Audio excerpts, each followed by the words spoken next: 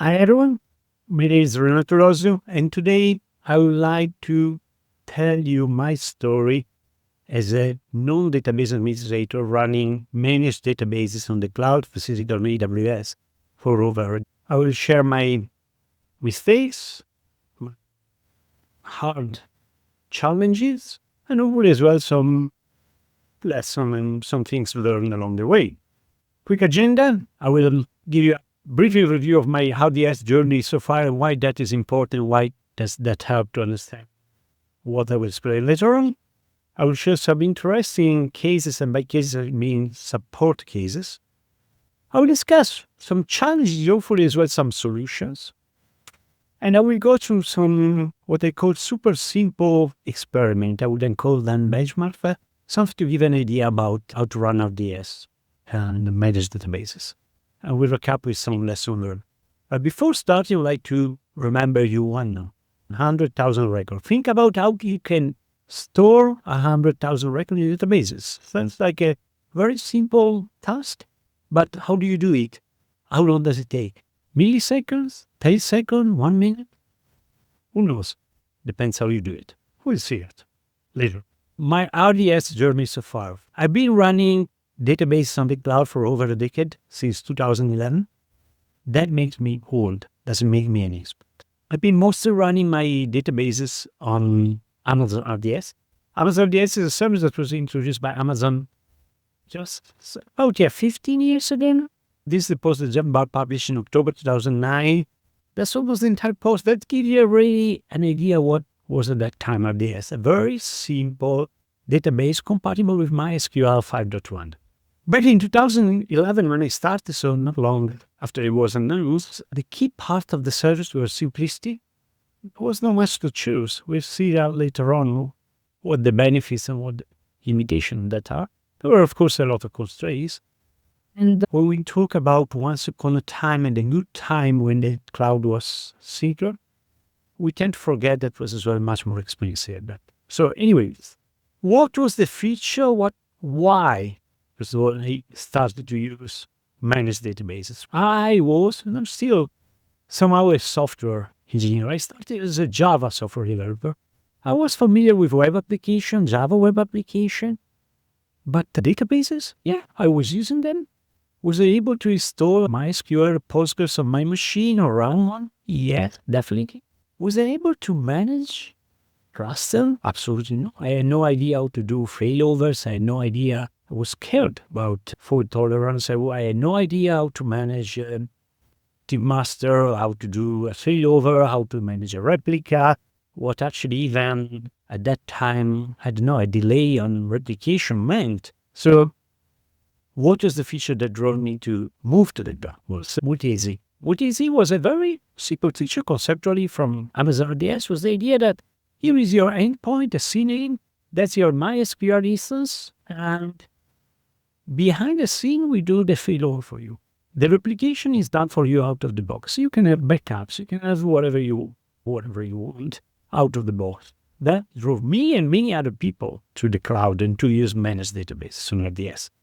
When I say that the good old time when there were not many choices, were as well more spacious time, was that even without considering that the newest latest systems are much, much better as processor than the old one, the benefits are way beyond than just the price. You can see that even the price of my instance, which was an extra large instance, went down along the time. So a M7G instance is actually cheaper than an M1 instance over a decade ago. And it's definitely much more performant.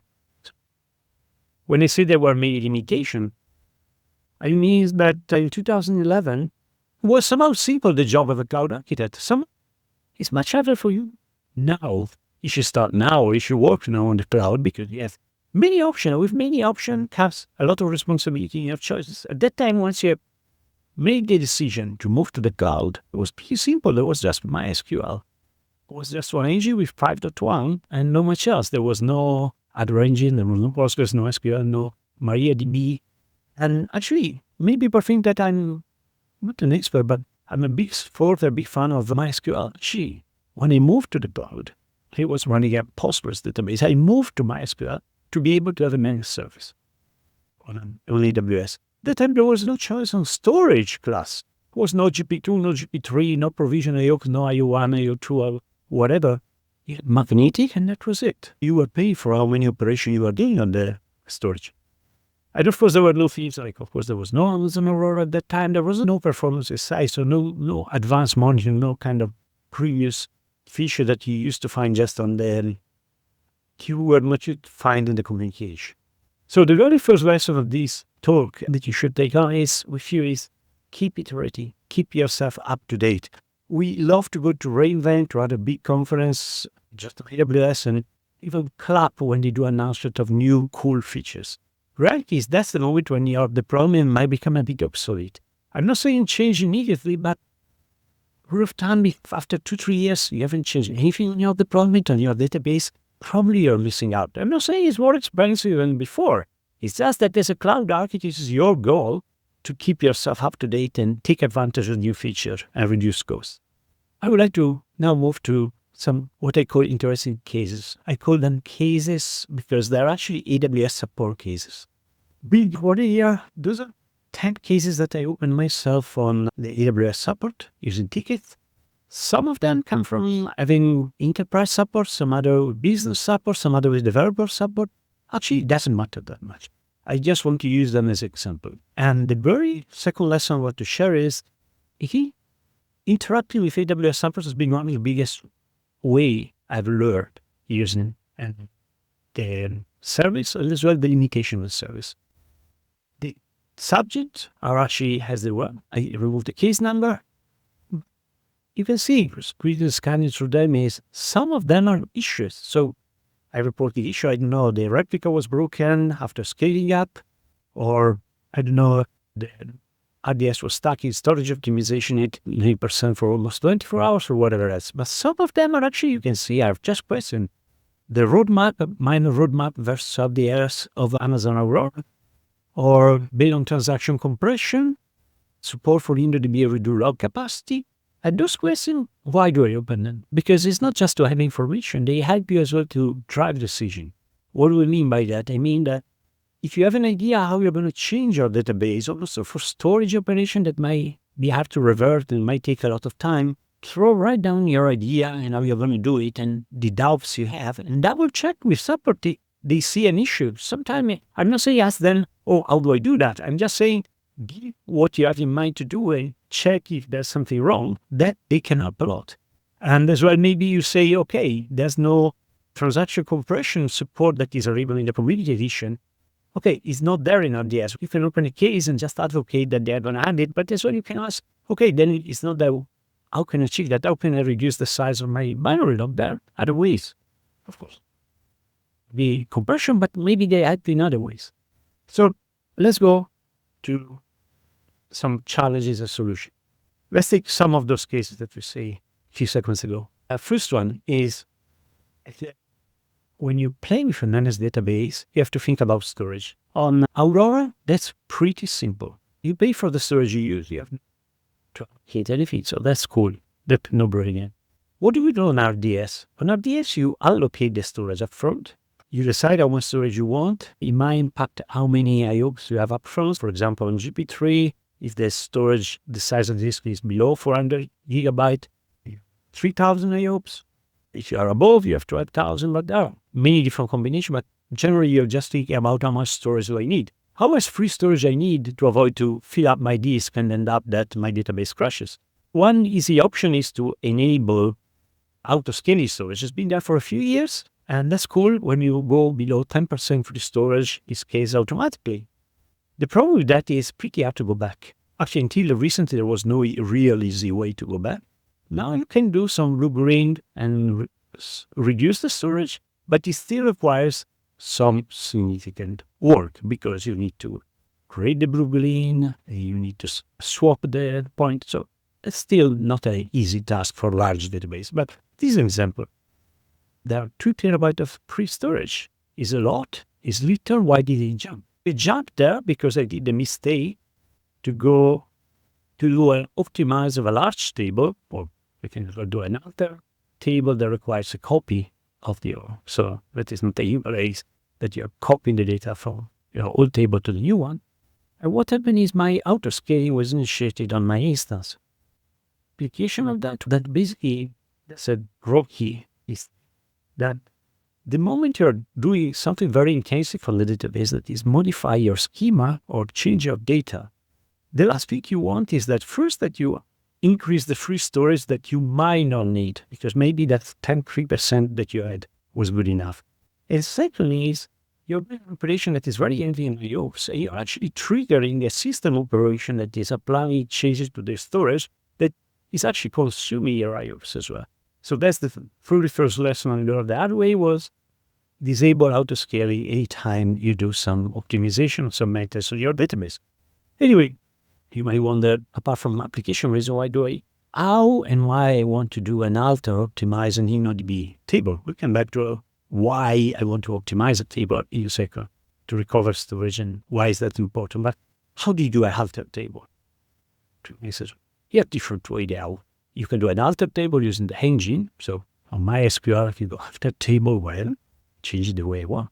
I can as well use third-party tools that sometimes allow me to control better how I do it in terms of load on the production database. So I might want to do it in a slower way, but it affects less the production or that is recoverable. So for example, Percona PT online schema changes, part of the Percona toolkit is perfect for them, but there are other options in the open source world as well.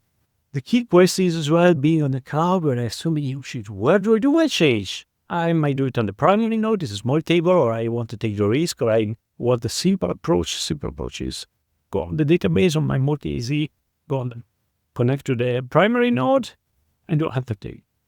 That has some disadvantages. Then kill my database, I might be able to roll back, or may have some challenges. Second approach is create a replica node. If the change I'm applying, for example, adding the column is compatible with the replication, I might stop the replication, apply the change on the replica, re-enable replication, and then at the end do the swap of the endpoint. That's much safer, a bit more complex, with a lot of flexibility. Or I can do it with Amazon RDS Blue-Green, something has been around now for a couple of years, that is a wrapper around my replica node approach. That is basically you have the blue and the green, you decide to do change it on your green deployment, and then you swap. That's cool as well. The end result is that the free storage space you have might change a lot if you do alter table and optimization. And remember how much storage you need. It's not just the storage of the table you're copying. That's so at least that extra storage. So if you have a large table of 1 terabyte on a database of 3 terabytes, means that you require some free storage on that table to be able, on that database to be able to do it.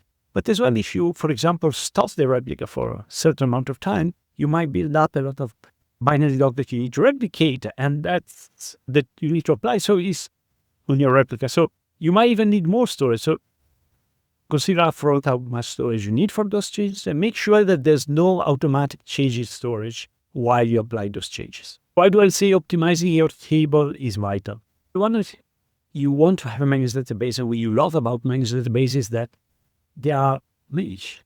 So as well, backups are out of the box. There's nothing to be done. They are there. You can add them from day one. Tells you how well. Up to 100% of your total database storage for a region is free backup. There's nothing to be done. Our expert database administrator tell you that majority of customers don't pay anything. That's pretty much true if you don't write a lot and if you keep maybe 1-2 days of point-in-time recovery. If you have a backup point-in-time recovery of 30-35 days, that is the maximum, you will start to pay. This second lesson I want to share is sometimes CPU is overrated.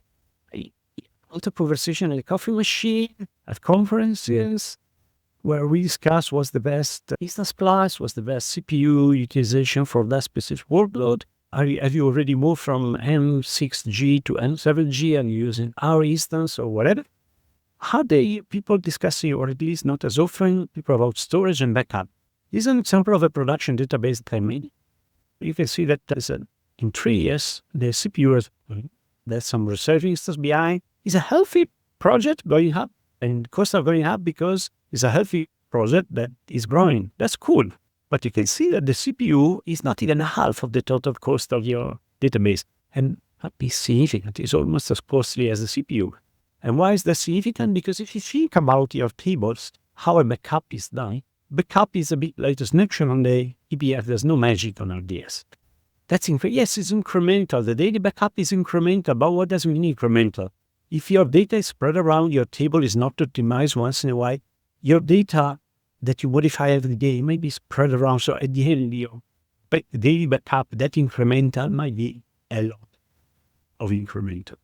So you can see here that the daily gigabyte month, the usage you have, I think this one is a month by month view, change a lot. And those fluctuation and those increase really depends as well on, of course, on usage, but as well on optimization done on the tables. Those fluctuation is after some optimization. And when you spend 6,000 euro a month on backup, maybe at 20% saving after some optimize are significant, or 1,000-2,000 euro a month you're saving. So next one, Graviton is a provocative tweet from Green. I think you're all familiar with Corey.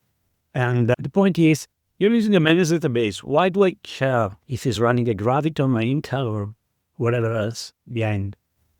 And it's provocative, but it's a good point. It's an interesting one. Actually, I was a very early adopter of Graviton. And the reason why I was very early adopter of Graviton, moving from M5 Intel to M6G on RDS for MySQL, was that is, with managed search, is incredibly simple. You don't have to think about if you need to change the build, the jar, or whatever. Like with Lambda is just simply have to switch in the console, and if the new instance is cheaper, that's it. Nothing else to be done. They take care of the engine behind. Why don't you do it? You do it, but sometimes it's not that straightforward. Here's a post that I wrote a few years ago, how we were managing at that time the auto-scaling of RDS instance in Funable using a simple logic using bash and command line. So basically using some metric in CloudWatch, we're deciding when was the time to scale up and down our RDS cluster. And go down according to time of the day, memories used, number of sessions. You build your own logic, some matrix, and you do it. That's cool. Everything works. So then we switch to Graviton, and that's what I had at that time. You had a crash. Okay, if there's a crash, that's not your problem. Of course, there's a bug in the build. So you open a ticket, you talk to Amazon, but at the end, what you realize is that, yeah, it's true that moving to Graviton is transparent, it's free, but the challenge there was that, yeah, that was a bug, but the main issue was that I was running out of memory. And why I was running out of memory is that because basically Intel Graviton instances were very different. The ratio between memory and number of CPU is different. So if, for example, you optimize my questable parameter, I call them there, your parameter group to get out every single benefit from your instance, you might reach the point that on the Graviton DBA is slightly different. Here is an example. For example, here I optimized certain things like the memory, the buffer pool size. I was a bit more aggressive. Probably is a good idea. But the message was to say is that what happened in this to me was that the optimization I had in place for Intel was perfectly fine to do my logic of autoscaling. With the Graviton, what happened day one was that I reached the crash running out of memory before being able to scale my instance. So lesson learned was keep an eye on optimizing. When you optimize, minimize changes to your parameter group. There's a limit between, yes, you want to optimize, but keep in mind that you might need to change the instance, both in size and class. As a minimum, keep the variable, keep the changes you make as a variable on the instance plus memory at least. One more challenge, one more thing so you have. You might think, okay, I want to migrate from MySQL on RDS to Aurora. That's something we have all done, and we all love Aurora. So how do you do it? According to Amazon, in 10-20 minutes, you learn how to do it with intermediate experience, and you know how to do it without any downtime. How do you actually do that? If you go and look at the video and if you read the documentation, the way you do those things is simply create a replica. The replica of RDS is an Aurora replica. And then as when you're ready, you just promote that as your new primary. You did. Any challenge here? The challenge is done too fast, missing Aurora. That's what happened to me the very first time I tried that, just for read the documentation. Can bring this is an example, a more recent one, from my SQL 8039 to Aurora 3. What's wrong there? Reality is that you have to think how MySQL or the basis release. There's a foundation for Postgres, there's an Oracle for MySQL that release every once in a while a minor version and a major version. MySQL is every quarter, there's a minor, and after a few weeks, that minor is supported usually if there are no big bugs on RDS. Aurora may take a bit longer. Aurora may be a few quarters later that support that specific version because that's a fork. And what you need to keep in mind is that the replica you can create to RDS as Aurora need to be at least at the same level of your primary RDS. So if you have a primary that is 8039, you need Aurora that supports that. And if that Aurora is not out yet, you are not able to migrate. So if you want to keep your production database, always the option to migrate to Aurora, to add that safety net if you want to grow or whatever reason, remember you cannot keep yourself too close to the latest minor. You need to keep to the latest minor supported by Aurora. Now let's change topic and go from CPU Online release to RDS and running out of IOPS. I wrote many blogs that no one wrote, but still today, the most popular blog as a blog post I have on my own website, young.com, is this: my RDS is running out of IOPS. What can I do? I wrote it 8 years ago. Even if this one is absolutely relevant now, the content is not up to date, it's still the most popular because it's a very challenging topic. So what do we mean by running out of IOPS and what I learned in this decade? First one, you tend to always underestimate IOPS. You always think you have enough, you often hit the limit. Whatever, doing an alter table, a scale up, a change optimization of your cable, a peak in your usage. The kind of newish was not there. We say total IOPS metric is very useful, but don't rely just on that one. The total IOPS is give you a feeling of, if you think you have 12,000 IOPS, just stick to that metric. I have a feeling if you're getting close. Remember that GP2, GP3 by design are not supposed to guarantee you 100% of the time those IOPS. 99% is a lot of time, but that's some time you might not hit those numbers. GP3 versus GP2, they are at the same price on RDS. So how do you decide? They have a different model in terms of IOPS. GP3, when you are over 400 gigabyte, you get 12,000 IOPS. With GP2, you have 3 IOPS per single gigabyte. With a basic simple math, up to 4 terabyte of storage, GP3 delivers more IOPS. Over 4 terabyte, GP2 is technically provided by default more IOPS. The difference is you cannot just choose according to that. The main difference is that you cannot change the baseline. You cannot pay to have more IOPS on. While GP3 is more flexible, you can decide how much the throughput and IOPS you can configure them separately from the size of the disk. And that's really it. This is IO1 and IO2 that they are the provision IOPS. IO1 is the very first provision IOPS available on RDS. I've been there for 3 years. Last year, IO2 Express came out. And the key point is IO2 is at the same price point of IO1, but it's better. Just use IO2 whenever you can. Not every single disk can support it, but usually newest one, yes. The key point about provision IOPS, yeah, it's cool to have it, but it's expensive. And when you say that the CPU is overrated, think that yes, of course, if you put provision IOPS on a production database, it's better not to have them, but you have to think about the overall cost of your database solution. Do you really need them, or you need them temporarily because you have badly designed the database? Maybe sharding the database on multiple RDS give you 24,000 IOPS without having to pay for provision IOPS, and so on and so forth. So the lesson is use them, but be careful. Think if there are a way to improve your product without having them. Almost all on very large databases.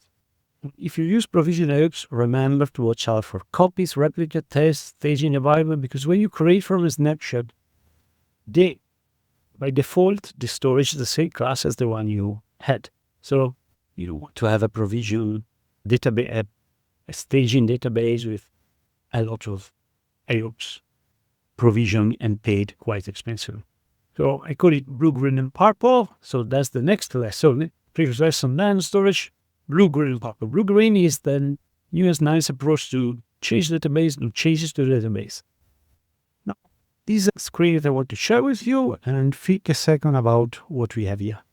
What happened between August 24 5 and 28. Actually, this is a performance site and there's no data. Why does the database is so low and there's no data before? The reality is that when I did a blue-green switch, AWS RDS green, my performance inside data is gone. I have no data before it was 24th, and the data between August 25 and 28 are the one from the deployment that was passive one. The green, when you check the documentation, it tells you that the green, what is the green environment? It is a copy of the topology of the production environment. It includes features used by the DB instance, for example, read replica, storage, DB snapshot, automatic backups, performance inside and this border. So you expect when you use green deployment, F is there. F is there, but remember that when you rename, things change.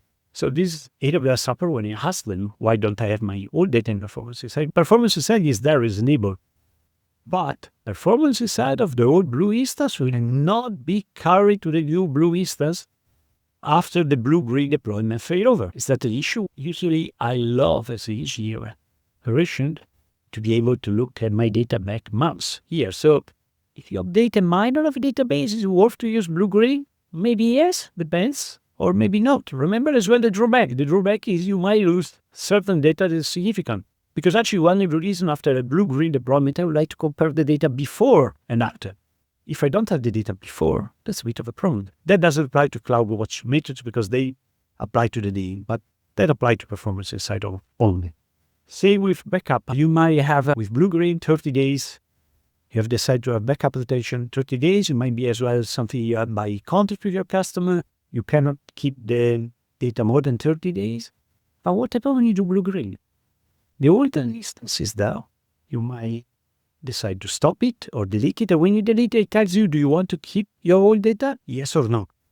If you say yes, the data is there, but it's there for other 30 days. So retain automatic backup are removed by a system. So what happens is, if you use blue-green on any time you kill your instance with automatic backups, you have to remember that any retention period you set, 30 days, is not incremental on every database. So the backup of 29 days ago will be deleted tomorrow. No, all the data backup will be deleted in 30 days from today. That might have cost implication, but as well some compliance implication. So keep that in mind. You might want to deploy your own logic to avoid that. Anyway, the last lesson I want to share is underestimate time for achieve. That I've done in many times. Yeah, I said before, we create a replica. So I create my replica, and it might take, you see it here, from the matrix that how long does it take to create a replica? If you look at the replica, maybe after half an hour, the console said that the replica is available.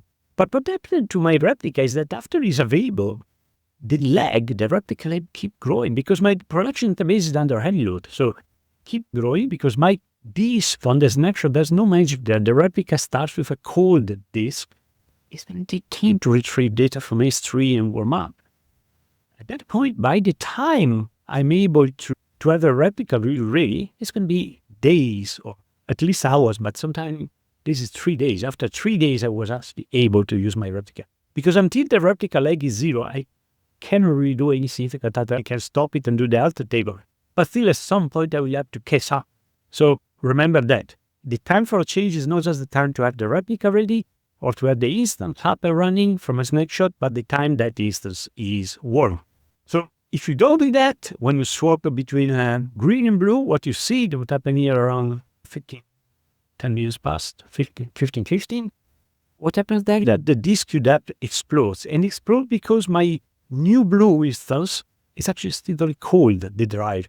So what happens is that as soon as it's hit by the load of the production database, it's taking ages to recover. So for 4 hours, I was basically struggling with a database that was underperforming. And the scary part about that is that you have nothing you can do. Thus, you can just wait. You cannot modify the instance. You cannot do anything that is significant at that point. So let's go with some what I call super sample experiment. I said before, I want to save 100,000 records in the database. So let's do that experiment. And that's why I want to do it, because I want to test a couple of simple things. I want to say, is Aurora faster than RDS for MySQL? Is MySQL better than MariaDB? I want really better or worse than IO2 Express? I want to do just simple comparison. For stick, I decided to use a setup of 400 gigabytes, so I have 12,000 IOPS on GP3 and GP2. I use a instance comparable on Aurora and RDS, so in this case I use R7G large. It is the smallest instance I could use on my credits that I won't spend too much. But you might wonder how you, let's say, okay, I insert 1 million rec for 100,000 rec, whatever you want. And I want to insert one record at a time. Those are my only rules. It depends, because otherwise you say it depends how you insert them. You can load 1 million records. So I want to insert them using transaction, one at a time. I want to use a single thread, so you the pool, nothing fancy. And I want to still stick to assets, so I'm not loading my data in a single. Well, so you must still say it depends on the CPU, it depends on the table, it depends on the storage, on memory, on latency, on version, on which database engine, on the developer, how you implement your logic. So let's even simplify it more. I want to ask you a question otherwise. So let's say I create a simple table, and my table has simply a data time and a value. And I just load my 100,000 record because I don't want to load more than that because it would take too long. And I call it the load table. Why do I do it with function? It's a simple explain. If I do it with function, the cool thing is that there's no latency, there's no nothing. It's just that just question I have is how long does it take? Seconds, minutes, milliseconds. It's not simple. Let's compare the execution of this on the different one. So I'm using the MC large. It's going to take milliseconds, hours, seconds, minutes. We could do a demo, but we have no time for a demo live. So my results on RDS is 0.39. It takes 5 minutes and 49 seconds. Now Aurora 2.77. What? 2.7 versus 5 minutes? Something wrong there. I'm just using the default configuration. I'm doing mostly experiment mix. No sense is I'm inserting user function 1 million record from the server. The difference here is so, but is that true? Yes, it's actually true. If you do a demo, you look at the time, you count the record, you have 1 million record, you have a minimum data time and a maximum data time that is different. So they're being inserted one at a time. And cool. Any difference between MariaDB and MySQL? No, they're at the same time. And it's pretty simple. The difference here is just really the storage layer. The main difference in Aurora and RDS is the storage layer. Will you get the 60% benefit using your production workload? The latency and other components multi-trial make very different result. The reason I did that experiment was to show that you really tweak for what you trust. But this is MariaDB versus MySQL. You can see the count per second is similar. I ran the experiment twice, and you see that the timer very similar. So again, the logic, but I say I want to test a third case. And the third case is IO2 Block Express.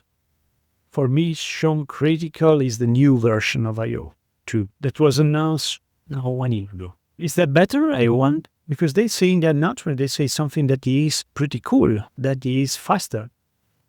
Same price. So if I switch from IO1 to IO2 for 1 million, could I go from 5 minutes to 2 minutes to 8 for the very same price? What a big difference, considering that as well I'm using the same concept RDS instance. There's no difference engine, no difference anything else.